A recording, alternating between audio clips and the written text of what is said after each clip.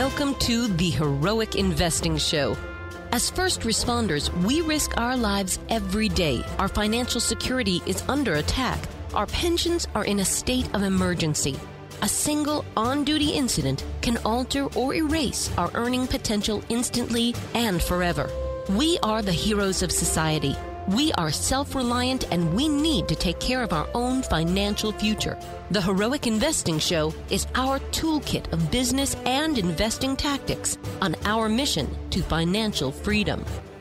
Welcome to the Heroic Investing Show, a podcast for first responders, members of the military, veterans, and anyone looking to improve their financial future and gain some freedom with their time. We teach America's heroes how to build passive income, build their startup business, and safely grow wealth through real estate and other alternative investments. We help current and prior first responders put protections, systems, and a team in place to help them build a life where they can focus on their passion, that service or product that they are uniquely gifted to share with others, making the world a better place for all of us. My name is Gary Pinkerton, and I co-host this show with Jason Hartman. This is episode 203. Today, we turn the tables once again, and you'll hear me on Patrick Fitzgibbons' podcast called CJ Evolutions. And I had intended to run the other episode where I interviewed him before that one, but I have destroyed that audio, and I'm getting a copy hopefully from Patrick. If not, maybe we'll have to run it again. He's a fascinating guy. He runs the #1 criminal justice podcast. He's a retired law enforcement officer, approximately 23 years of experience, holds an MBA in business and a Master of Arts in Organizational Leadership. So this interview is not about Patrick, but it gets into both of us. I definitely want to get Patrick back on because we're extremely like-minded in what we're doing. He's an incredibly giving guy. He's a mentor, a teacher, an educator, motivational speaker, and he works with young law enforcement officers to keep that a very strong profession in America, which obviously rule of law is what has made America outstanding, incredible. So it's definitely one of the cornerstones, that and the inspiration to run our own businesses, which is what we talk about here on the Heroic Investing Show. So without further ado, let's get in here with Patrick Fitzgibbons and Gary Pinkerton on the hot seat. Thanks, guys. Who likes talking about the subject of money? I'm willing to bet that a lot of you don't. Which is interesting because we need money to survive. We need it for daily operations. We need it to retire. But again, money is one of those subjects that a lot of us were raised to just not talk about. We put it over in the corner and we let it be there. My next guest, Gary Pinkerton, is amazing. He's a wealth strategist, professional speaker, and real estate investor. He's also a U.S. Navy veteran, retiring as a captain of the nuclear attack submarine USS Tucson. And Gary and I talk not only about wealth and how important it is to save money, but the psychology behind it. See, folks, you have to love money. You have to love talking about money if you want money to come into your life. Next on the CJ Evolution podcast.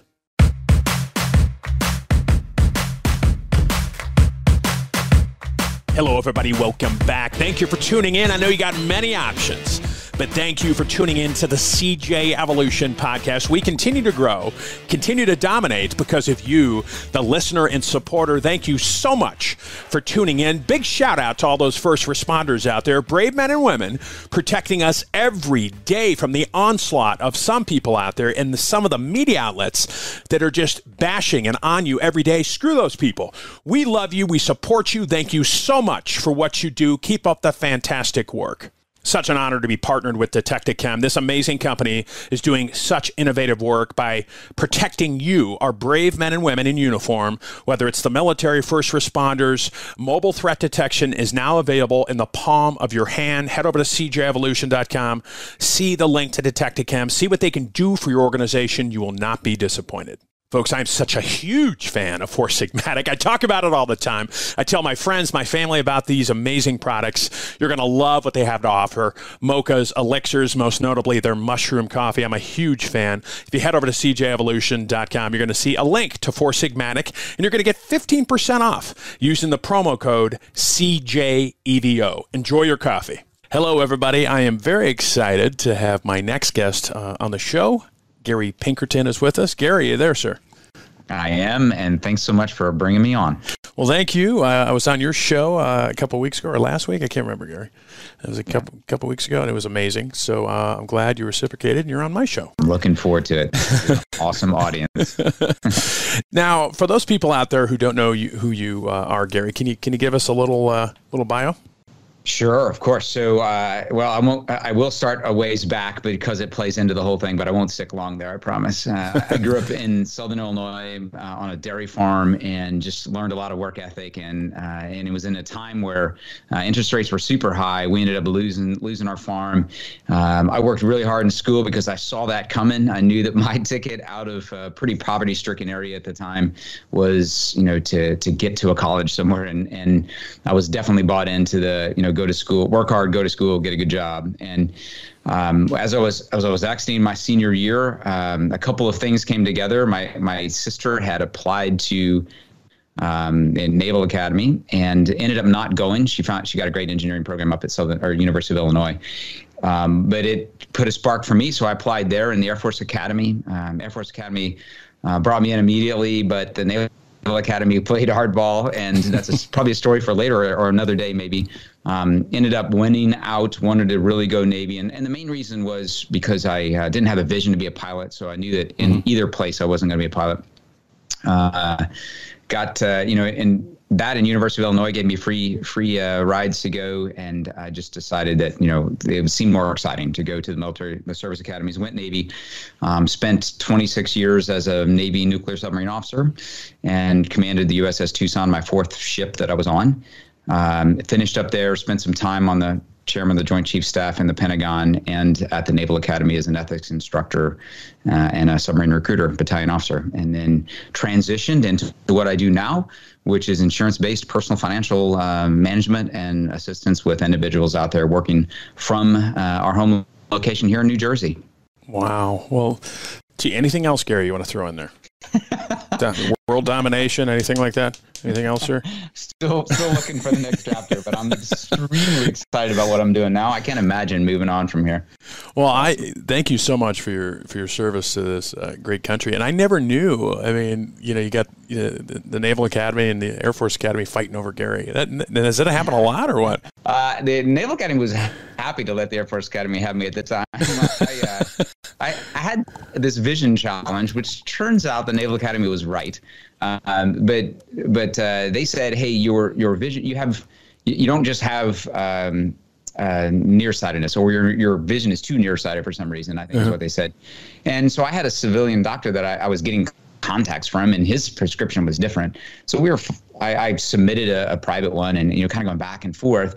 I was just, I don't know really why I wanted it so much more than the Air Force Academy. Probably because they said I couldn't do it. I kind of have that drive, right? And so I kept pushing, and then the last possible day they accepted me, and I went. But 8 years later, I'm in the submarine force and doing a physical, and they say, hey, you have keratoconus, which is it's a hereditary condition. My sister also has it, surprisingly. And in some cases you go permanently blind, but neither of us thankfully have gotten that path. But it does cause you not to be able to kind of get corrected vision no matter what. So it's really close for me. I mean, I'm close to 20/20 both eyes, close enough that it doesn't make any difference in life. But that story is that the Navy was right, and I pushed them into accepting me anyway. Wow. But had a great career. Now, I'm sure you've got this question before, Gary. But now, how? Because I think about being on a submarine, and that would freak me out, man. Now, I mean, how do you deal? I mean, I guess you either have or you don't. You just get used to it, or some people can't hack being on a sub, right? Yeah, you know what? It's really funny that that is by far the most common question. Like, don't you get claustrophobic? Yeah. And the fact is, I've never even met anyone who gets claustrophobic. And people then followed up with, well, gosh, they must test really well for it, like psychological tests. And we don't, and I've never even met anyone who was on the submarine as it's just like a one-day guest or a 3-day guest that we sometimes bring on, really even getting uncomfortable. And if you think about it, like let's say that, I flew to Dubai a couple of years ago. So here I am over a country that just shot a missile, and and so here I am sitting over that country, and I did actually think about that. But regardless, even if you're flying across your own country, you're 30 some thousand feet in this little tin can, right? So it's kind of similar to being under the water in a submarine. You feel like you're going to get claustrophobic, but we do it every day, or often at least, in aircraft. And bottom line is you're so busy on the submarine, and it's a lot bigger than a 747 diameter and length. So, it's a pretty big vessel. Our missile submarines, for example, are 2 football fields long, and the one that I commanded was 1 football field long. So pretty big vessels. And everybody obviously has a role. I mean, you're just not sitting around. Everybody's, like you said, is constantly working. Yeah. And some of those are pretty, obviously pretty challenging roles. And so if you're not actually, typically you're on watch either once every 18 hours or, for 6 hours. So, or maybe once every 24. So you're rotating in there pretty good. And so if you figure you're doing 6 hours of that, then you're doing 6 hours of sleeping, and then there's training and qualifications and eating, maybe working out, then it gets busy very quickly, and the days just fly by. Now, what's the longest you've been underwater in a sub?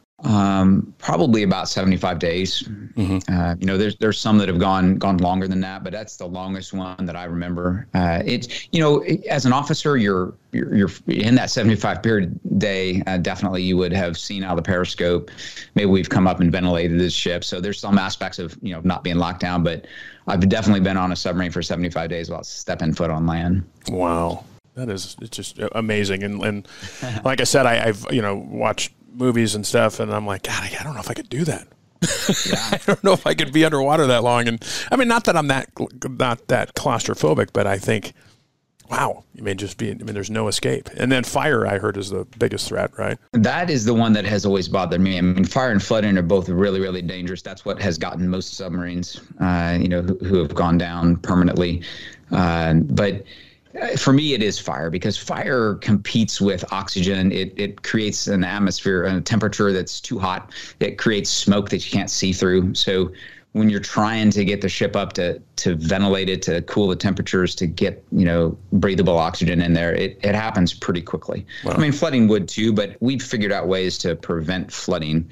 With the exception of a hull breach or something from a torpedo. But if we have one of our seawater penetration systems start leaking, we can isolate that one pretty quickly in a second or so, So, but with fire, if it's in the wrong place and people aren't paying attention and we haven't practiced frequently enough, that one can get you pretty quickly. Wow. Well, again, thank you for your service, sir. Now let's talk about wealth. Sure. How did you, did you always, a lot of people probably do. I know I do. What got you into, being a wealth strategist, finances and stuff like that? Have you always had that desire for it, or what? I think I have. When I was somewhat fascinated on entrepreneurship and just becoming successful, having more capabilities and means than my parents had. It was just in the 1980s, and we had variable interest rates on our farm, and just kind of had a snowball rolling there. We weren't going to get out from underneath. I saw a lot of pain on my dad's face of not being able to provide for his kids, and my mom as well. What they wanted to provide, and the pain of losing the farm. So that was just something that kind of galvanized me, and I was not going to let that happen again to my kids. And so, but I was always interested in it. I had my own animals that my dad would sell to me, and I raised them and sold them, and kind of funded my way to the Naval Academy and my expenses. Wow. I remember getting my first checkbook. A lot of us in my era probably remember that. I don't think my kids remember the first checkbook. But anyway, so I was focused on it, and always, was interested in, dabbling in stocks and things like that, just paying attention to my own portfolio. I've been running Quicken, since the early 90s. And so I knew there was a little bit of a bent there, but what happened was that I was leaving command of my submarine a year or so after the 2008 and 9 correction. All of my money was in the markets. I had paid no attention while in command, and frankly, it's very embarrassing to admit, because I'm a financial professional right now, but I had paid no attention to the 2008 and 9. I was deployed, or trying to deploy and get my ship up to speed and ready to go, and a lot of really, really difficult times there. So when I finally stuck my head above water and started paying attention again, I had lost a tremendous amount of our family's wealth, and some of it had come back. Mm-hmm. But for me, I just found out it was not a good fit, and I wanted to have a little bit more control of my money and be able to, have more insight, be able to make more decisions. I didn't want to be as exposed to the randomness of the markets that I saw that I had mm-hmm. been. So I started focusing on real estate, privately or personally owned rental properties. My wife and I each have 10 properties now. And so we're up to like 30 doors. And I really enjoy that. And I really thought that's what I was going to do. I was just going to reposition my money out of the stocks into that.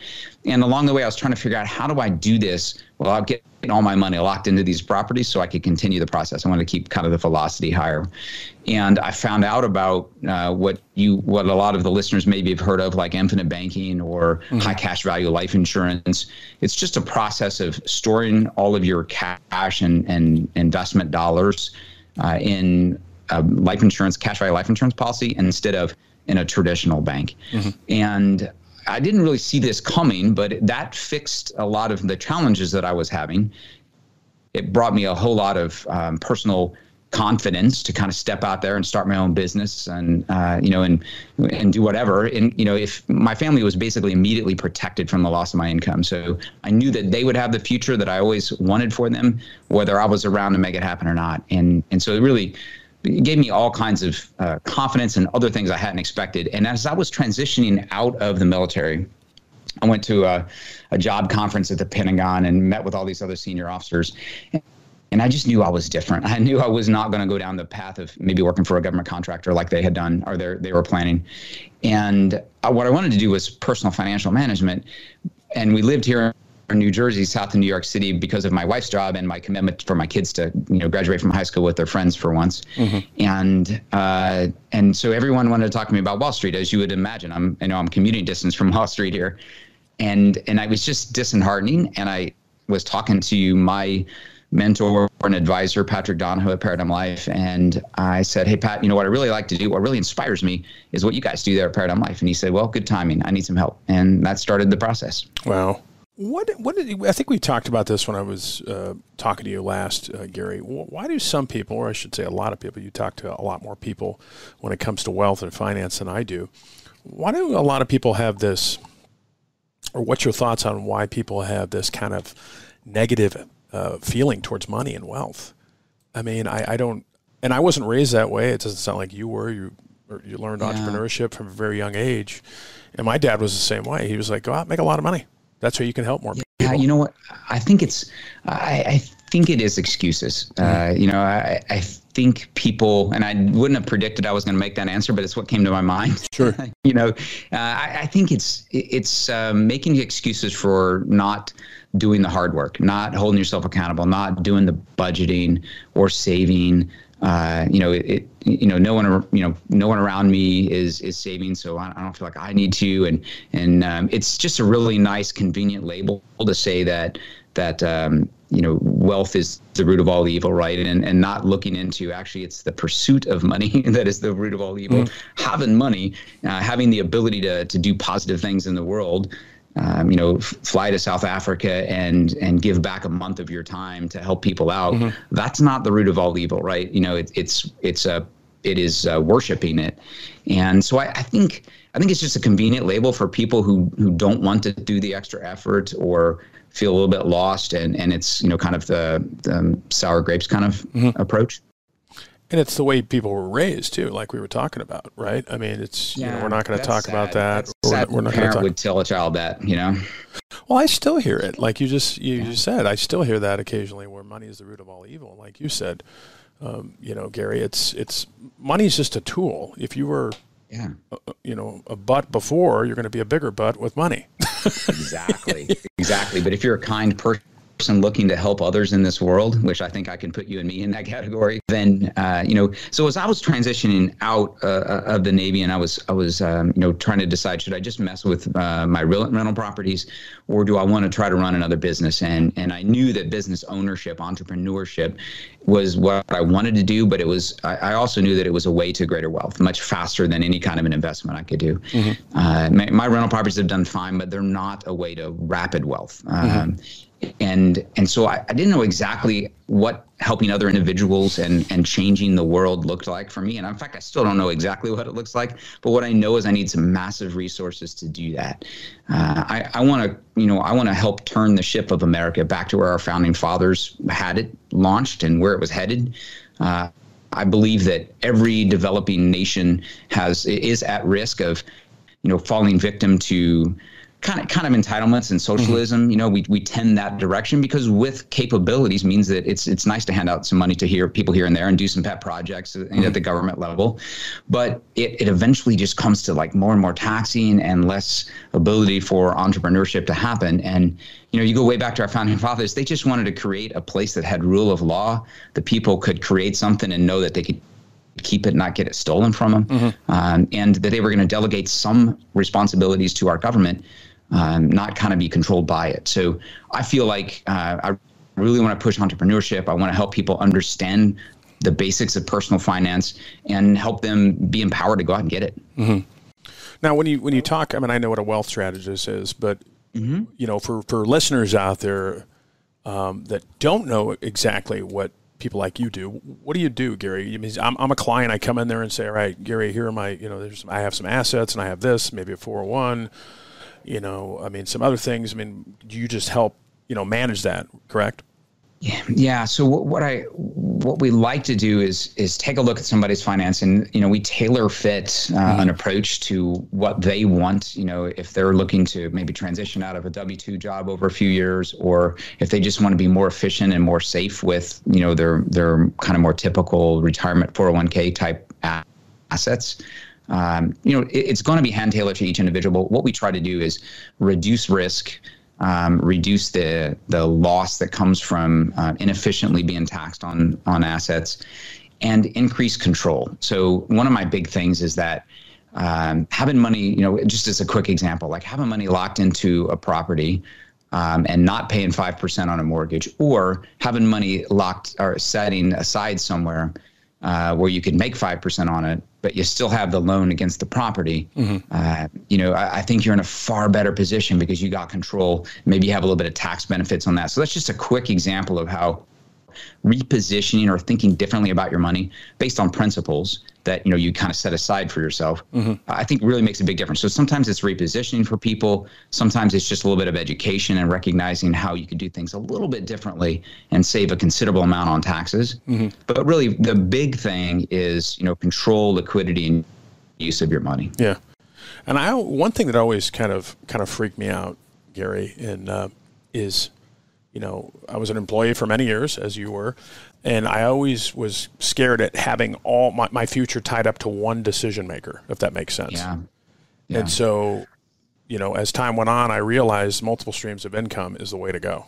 Absolutely. So it's not just one decision maker, but it's also one environment. I don't have all my properties in one city. Ask anybody whose wealth was in Detroit how that worked out, right? Or Pittsburgh before that, right? So, yeah. So, spreading it to different places around the country, to different kinds of assets. I think people feel that they're very, very well diversified when they have a basket of different kinds of stocks and mutual funds. However, even the bond market, we've seen how they all move together. Supposedly they're counter-cyclical, but every time we have a correction, 91, 2000, 2008, you just go look at them.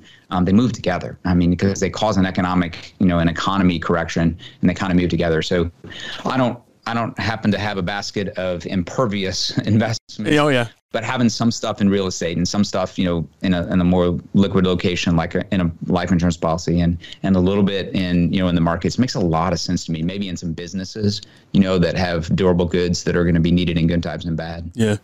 And I was talking to a buddy of mine a couple of weeks ago, and we were talking about real estate, and we have some properties, my wife and I, and my buddy was like, well, I have a little extra money, but I can't afford to go out and buy another house. I don't want to dump all my money in a real estate property. And I said, well, you don't have to. You use other people's money. And he was like, well, what do you mean? And I was like, well, don't use all your money. You use the bank's money or whoever. You don't use all your money, right? Right. Absolutely. Yeah. And so it's just a little bit of a conversation, with somebody to help them get on a little bit better path. And, so I spend a lot of time, like you do, Patrick, on helping people, with mindset, with understanding, just some of the really important self-improvement things. Like Jim Rohn had just so many incredible things on these subjects, being the sum total of 5 people you spend your time around. If you get a good idea, something that resonates with you, and you go back to the wrong crowd, it won't stick around very long, right? It takes a while. It takes a few days. It takes 30 days maybe for an idea to actually take hold and become a habit for you. And surrounded in the wrong environment, it just dies a quick death. Let's talk about mindset, since you brought it up. It's a perfect segue, Gary. I mean, I am just such a huge believer. No matter what you're doing out there, if you're in the criminal justice field, or if you're in the military, first of all, thank you for your service, whatever you're doing. But I'm just, and it's weird because the older I got, the more I realized, maybe it's just time, obviously, but mindset, man, it's what you put out there is what you're going to get back, whether you want to improve your finances or build wealth. It all starts with the proper mindset, right?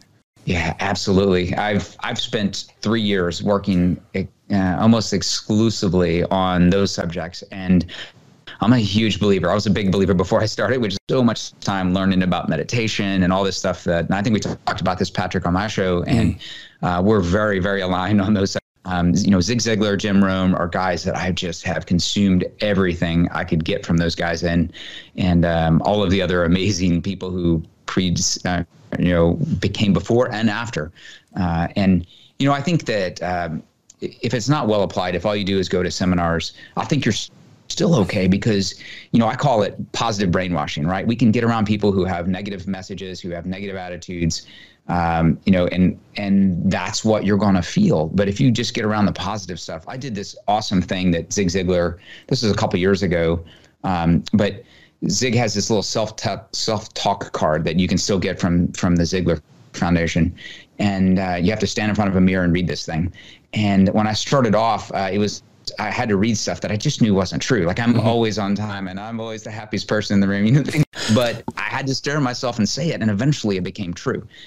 Jim Rohn has a very similar program, and Tommy Hopkins, a famous real estate salesman, had me put these cards in my pocket, little bitty half-size like note cards that just positive things. And when you stick your hand in your pocket to grab your keys or something, you're like, oh, there's my cards, and you just look at them real quick, or you're at a stoplight or whatever. And, just positive brainwashing prevents you from the negative brainwashing. I learned a very simple concept from Joe Dispenza.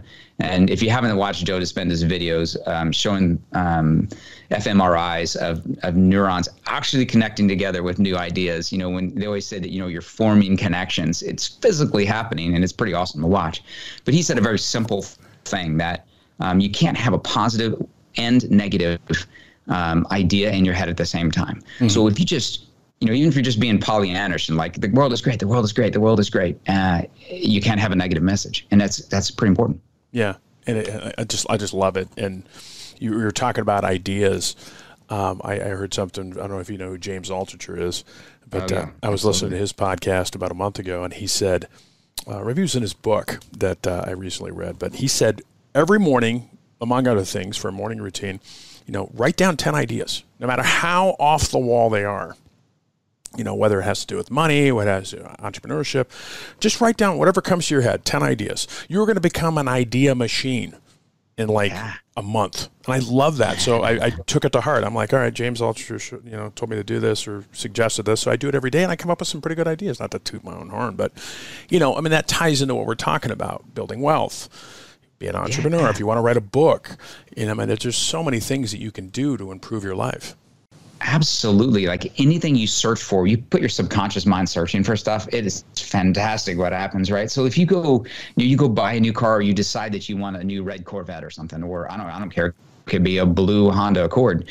But once you've had a connection with that vehicle or thought about it long enough, they're everywhere, right? Because your subconscious is just randomly pointing them out to you. So, if you think, hey, what are 10 ways in which I could help my spouse today?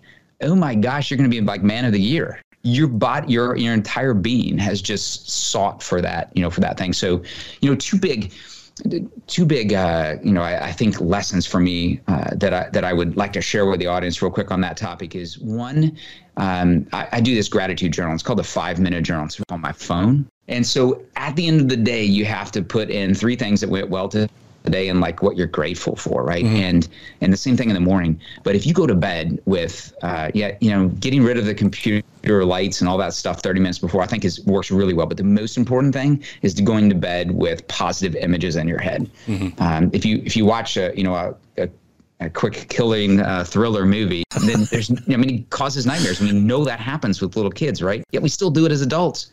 I love the movie Hill Street Blues and all the other ones. I just love them, but it's not a good idea to watch that right before bed. No.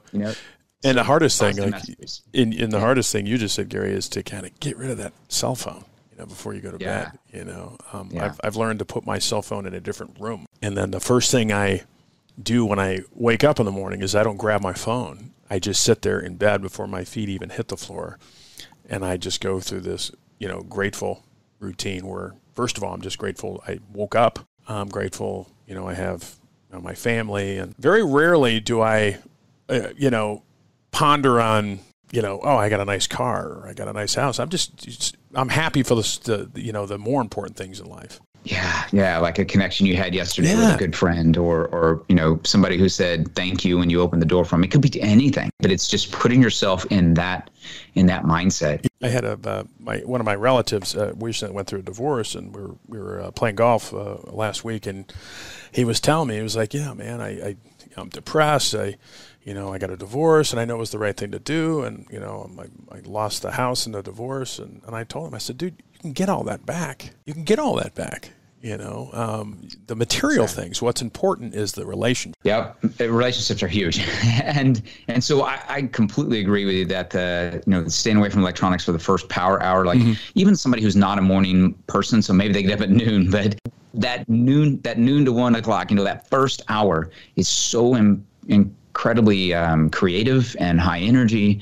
You don't want to waste it on really anything. So there's things that I'm not allowed to do in the morning. I just haven't let myself do them. Like I used to do in the military. I used to do workouts in the morning, and then after I retired, I still did that because I realized I don't have to work out anymore.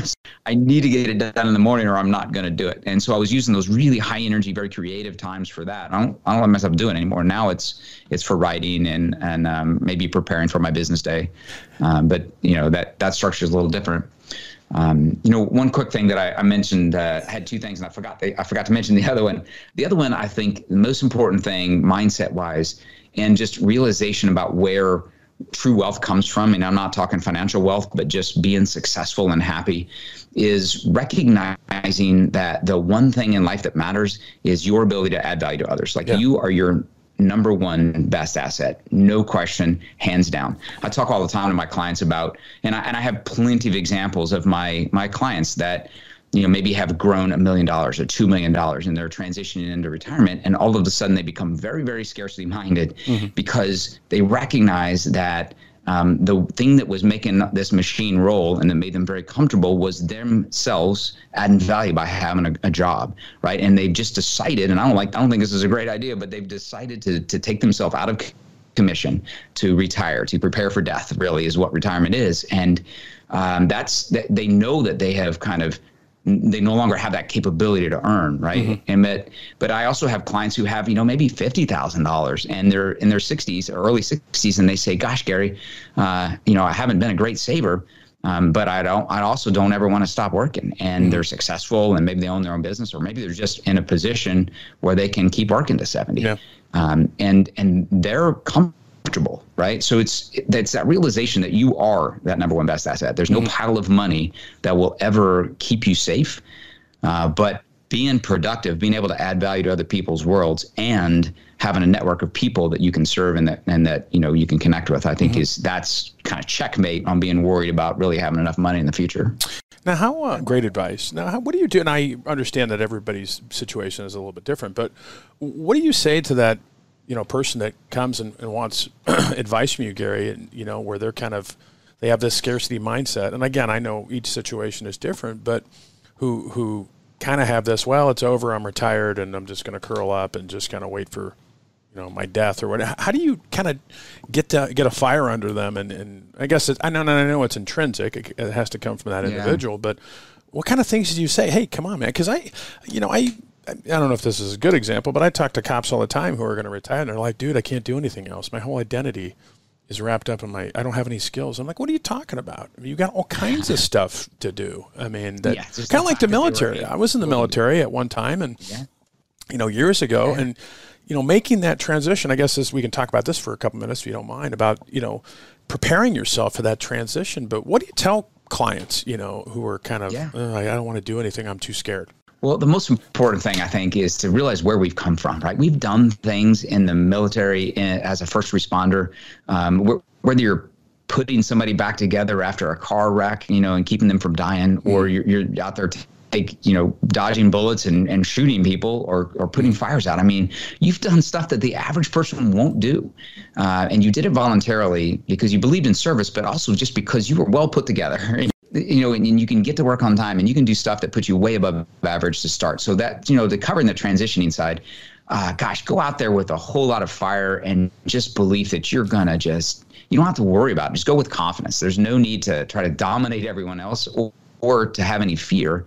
You had some, I had some, it's unusual. It's new frontier for us, but man, if you look at how successful first responders and members of the military have been, we just kill it when we're out in industry because we're great leaders and people will follow. They're inspired by what we've done in the past. So no fear, I believe, is the right answer on heading out into the real world, and don't limit yourself. My gosh, the entrepreneur world out there, the business world needs this. And I hope everyone jumps into it. As far as, what do I tell people who feel like they don't have anywhere to go, or they don't have a way to make money?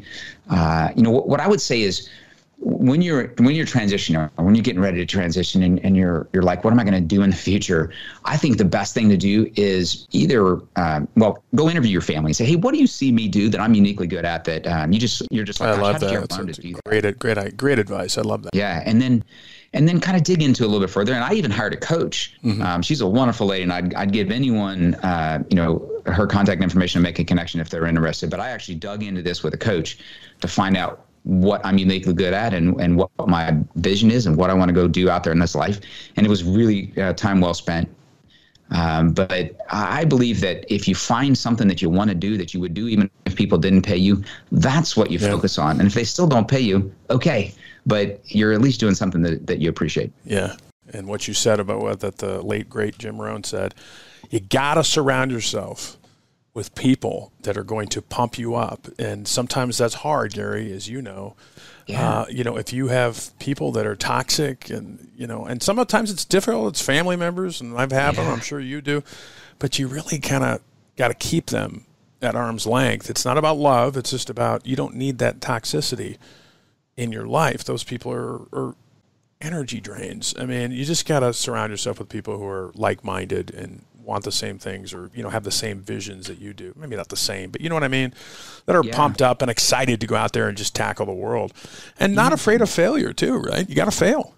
Right. Yeah, you mentioned that what happens if the person is really negative, right? And I've tried to talk to them about what do you like to do, and how could you change your day, and so just try to talk through concepts of maybe how to make things a little bit better, so that they could make that turn towards a better, kind of a more positive attitude, right? Because without a positive attitude, Henry Ford said, what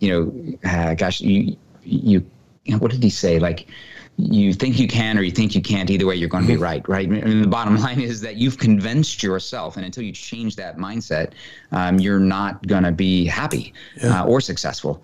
And so sometimes the student's not ready, right? I mean, the teacher can't teach if the student's not ready. So sometimes, sadly, I'll meet with people and they're not ready. And some of those people are family members, to kind of go back to what we were just talking about, and they're not quite ready. But I've had family members come back to me in the last year or so, and a lot of it's because I'm walking the walk, and they see my life changing. They see how happy I am, and they, by immersion or by just example, they're ready to listen. And sometimes you have to wait that, a little while for them just to come and ask. Yeah. Amazing. Well, Gary Pinkerton, sir, where can people find you? Oh, awesome. So not the greatest and most active website in the world, but it is the best place to contact me. Just my name. So it's GaryPinkerton.com. And then for email purposes, Gary@GaryPinkerton.com. Well, such a wealth of knowledge and information, sir. Thank you so much for coming on the show. I could talk to you all day, taking notes when you were talking. I'd love to have you back on the show in the future sometimes, Gary. What's next for you? I mean, I could see other things going on. I mean, I could just visualize all kinds of stuff for Gary Pinkerton. Any special things on the back burner that you're going to do in the future? I've always wanted to race a car. Oh, dude, you were racing subs, not too long ago. That's right. Yeah, so I'm gonna join a car club and do some racing. Off weekend kind of circuit stuff. That's going to be fun. I want to grow my business bigger and help spread this message.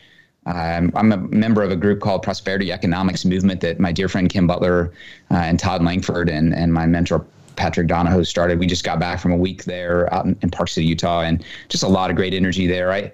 There was this big movement away from things like life insurance in the 70s when Wall Street became really popular for the average person to start getting involved. And I think we've lost a little bit of insight along the way. So I'm trying to help kind of get this concept of more prudent storing and protecting dollars and paying attention to our own finances. So I really want to grow that. I'm going to spend a majority of my time on that, but play a little bit along the way. And then, I got something bigger inside me. I'm trying to put it together. I'm not ready to go public with it yet. It's not I can tell you it's not public office, but it's a large movement somewhere out there. It's getting some traction. Well, if you go read the book, if you go read Ayn Rand's Atlas Shrugged, about Galt's Gulch and that kind of thing. That's the vision. That's where I'm trying to head. Well, excellent, buddy. Anything we can do, Gary, to help you get there, please let me know. And much success to you in the future, sir. You're doing great things, and thank you for sharing your insight and knowledge with the listener. And again, I hope to talk to you soon. Absolutely. It's been an incredible pleasure. I'm honored. Thank you, my friend. All right, brother. You take care. Thank you so much for listening. Please be sure to subscribe so that you don't miss any episodes. Be sure to check out the show's specific website and our general website, hartmanmedia.com, for appropriate disclaimers and terms of service. Remember that guest opinions are their own, and if you require specific legal or tax advice or advice in any other specialized area, please consult an appropriate professional. And we also very much appreciate you reviewing the show. Please go to iTunes or Stitcher Radio or whatever platform you're using and write a review for the show. We would very much appreciate that. And be sure to make it official and subscribe so you do not miss any episodes. We look forward to seeing you on the next episode.